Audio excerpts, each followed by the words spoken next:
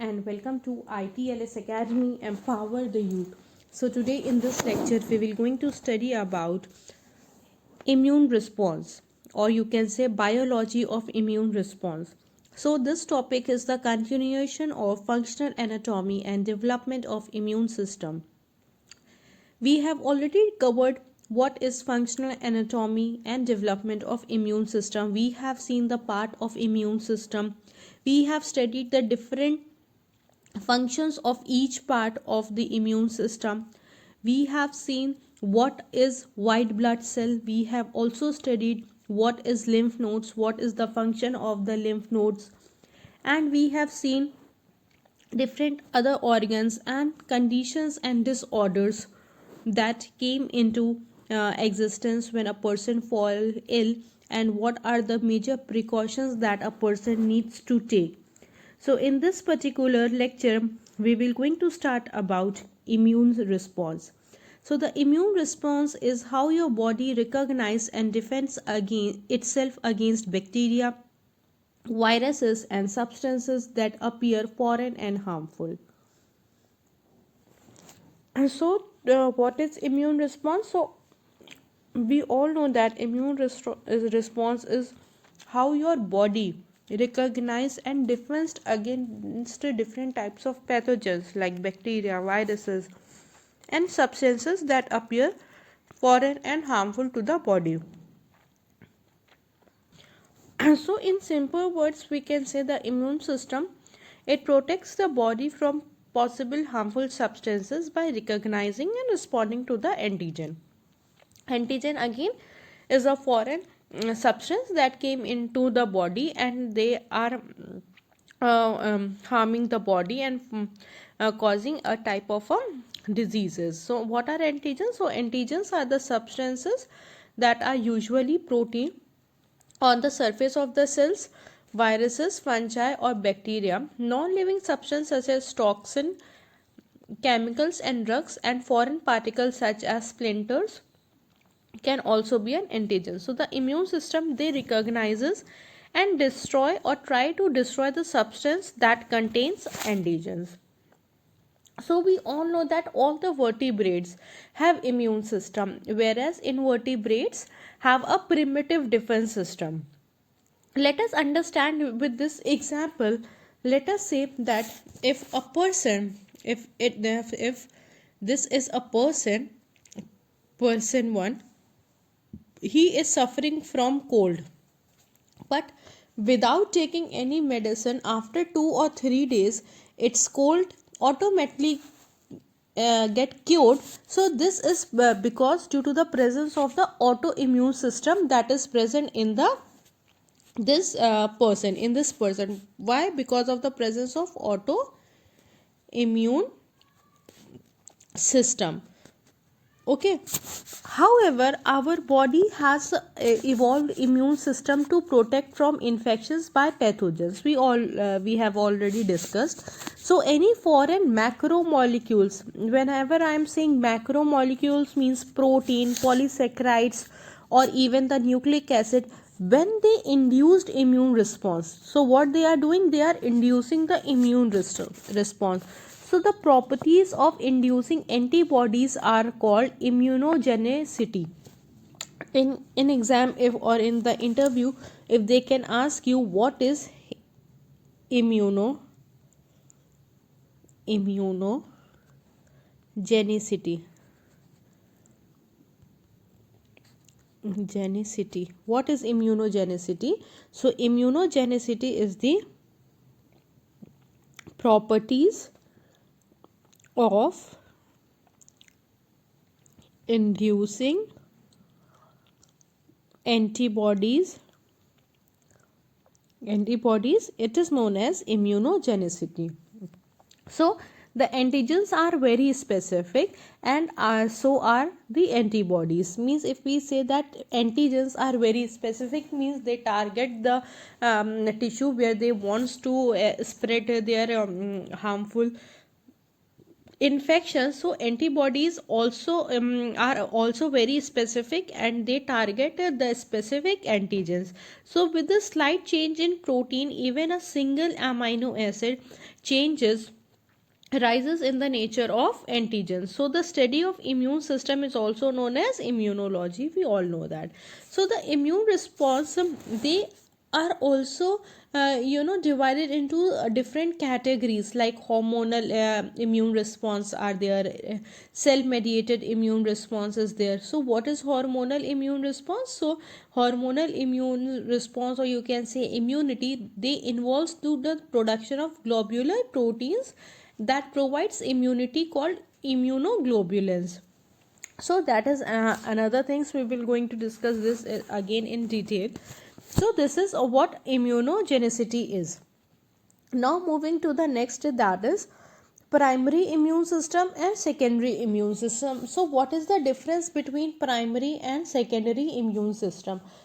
So we all know that this immune system helps the body to fight against different types of microbial pathogens. Sometimes they are in the forms of living things, like bacteria, viruses, or different types of mold, yeast. And sometimes it is in the form of chemicals, like toxins, like different types of chemicals.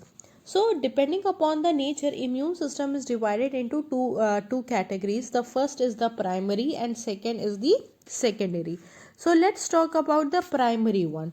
So the primary immune response occurs when a pathogen comes in contact with immune system for the first time. Means whenever the pathogens, they start when they enter our body and they start contact with the immune system for the very first time. The first contact between a pathogen and immune system is known as primary immune system. So during this time, the immune system has to learn to recognize the antigen, produced antibodies against that, it and eventually produce a memory lymphocytes. The primary immune system or response is slow and short lived. So whenever a infection came into the body of a human being, the immune system, so firstly pathogen is equal to immune system, means equal to matlab the first contact between pathogen and immune system is known as primary immune response. So during this time, the immune system, it has to recognize the antigen that is there, and start producing the antibodies against this antigen to fight against this type of infection. But again, the primary immune system is the very first step or the very starting step. So this step is a little slow and very short lived. So the next is the immune response, that is secondary immune response. So the secondary immune response occurs when a person is exposed to the same antigen again and again.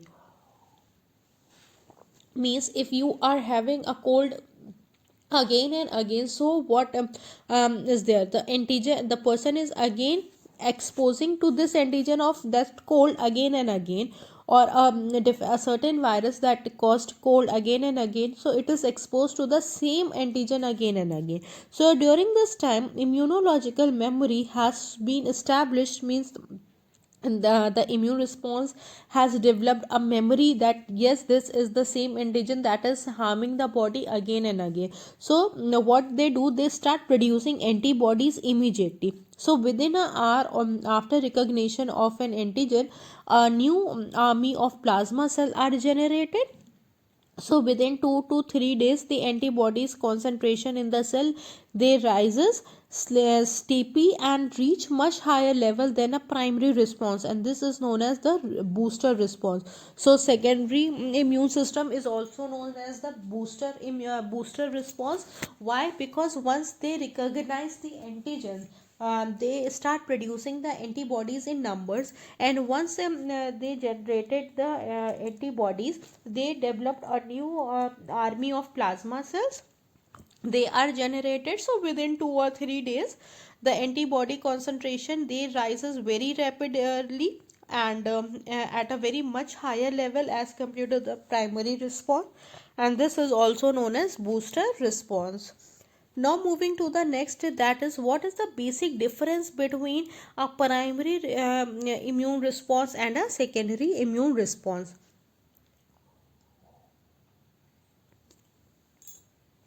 So if we see the difference, that is the primary immune response is it occurs as a result of primary contact with an antigen, whereas the secondary response is it occurs as a result of a second and subsequent contact with the same antigen. So here if the contact is the first contact between the antigens and the immune response, whereas here it is the same antigen that came in contact with the same antigen is coming in contact with the immune system. Then comes the antibody. In this the antibody level reaches the peak in a 7 to 10 days, means it takes 7 to 10 days to reach, whereas the antibody level reaches within 3 to 5 days, means here the time limit is less. Then comes the prolonged period is required to establish the immunity, means you require a more time to establish immunity, whereas in the secondary immune system it establishes the immunity in a very shorter period of time. So there is a rapid decline in antibody level, whereas in the secondary the antibody level remain high for a longer period of time. So it primary immune system, it appears mainly in the lymph nodes and spleen, whereas it appears mainly in bone marrow followed by spleen and lymph node. So basically the primary immune system, they basically appears in the lymph node and spleen, but the secondary immune response, they mainly occur or appear in the bone marrow, and apart from bone marrow they also followed by they may also appear in the spleen and the lymph node. So this is the basic difference between primary immune response and the secondary immune response. So this is very important because in examination they can ask you what is immune response, or what is the basic difference between the primary immune response and secondary immune response. So this is basically the difference that will going to be asked in the examination. So apart from this, let's discuss one definition of antigen. And what is antigen? So I am writing the definition of antigen. You can just take a screenshot of the definition of antigen. So what is antigen? Antigen. So antigen is any chemical substance that stimulates immune response, means any chemical substance which is stimulating the immune response is known as antigen. So it consists of sometimes a very large number of molecules that act as antigens, like such as some complex heteropolymers are there, certain types of serum proteins are there, certain bacterial glycoprotein, lipopolysaccharides are there, peptidoglycan bacterial flagellin is there. So they act as an antigen. So if I make a diagram of antigen, so you can see how this antibody, they work against this antigen. So if this is an antigen I am marking as an. Okay, so antigen has certain surface like this,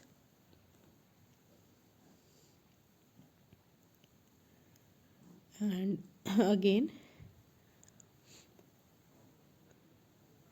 so this small dot is, or you can say circle, is hapten, and this is known as antigenic determinant or you can say antibody binding site. So this is the place where this antibody bind itself and it perform their action. So this is antibody AB. So this is a site of this, you can say this is a binding site. So antigenic determinant is the binding site where antibody bind with antigens, and it is like this. So it is somewhat a diagram of antigen, that how the antigen look likes and how antibody binds the antigens. So this is about the antigens. So that brings to the end of the lecture. Hope you have understood. So as far as this lecture is concerned, we have seen what is immune response, the definitions of immune response, what is antigen.